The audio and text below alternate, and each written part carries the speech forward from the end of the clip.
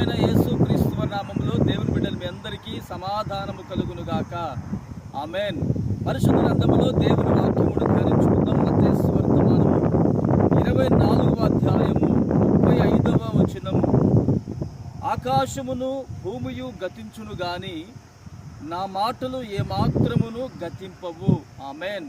ప్రియమైన దేవుని బిడ్డలారా, ఆకాశము గతించిపోతుంది, భూమి కూడా గతించిపోతుంది. భూమి మీద ఉన్నటువంటి కృత్యములన్నీ సమస్తము కాలిపోతాయి అని పేతురు రాసినటువంటి పత్రికలో లిఖించబడి ఉన్నది. అయితే వాక్యం ఏమంటుందంటే, ఆకాశము భూమి గతించిన నా మాటలు ఏమాత్రమును గతింపవు. అంటే దేవుని మాట మన విషయమై ఏమాత్రము కూడా గతించదు. మరి యేసునికి ఏ మాట అయితే చెప్పి ఉన్నాడో, కొందరికి దర్శనం ద్వారా చెప్తాడండి, మరికొందరికి కళల ద్వారా చెప్తాడు. ఆయన మాట ఇస్తూ ఉంటాడు. ఆ మాటలు కొన్ని ఫలిస్తాయి, కొందరి జీవితంలో ఫలించలేక వారు అనేక దినములుగా ఎదురు చూస్తూ ఉంటారు. అయితే ప్రభు అంటున్నారు, ఆకాశము భూమి గతించిపోయినా ఆయన మాటలట మన విషయమై గతించవు. ఏం చేస్తాడంటే ఆయన మనలను ఆశీర్వదిస్తాడు, మనలను ఫలింప చేస్తాడు, మనలను అనేకులు ఎదుట ఘనపరుస్తాడు. అవమానపరిచిన వారి ఎదుట యేసే మన ఘనపరిచి హెచ్చిస్తాడు.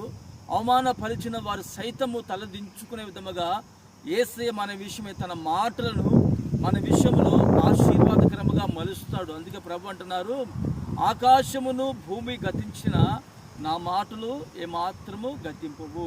ఈ రోజున ప్రభునికి ఏ మాట అయితే చెప్పాడో ఆ మాటను పట్టుకుని ప్రార్థన చేసుకునము.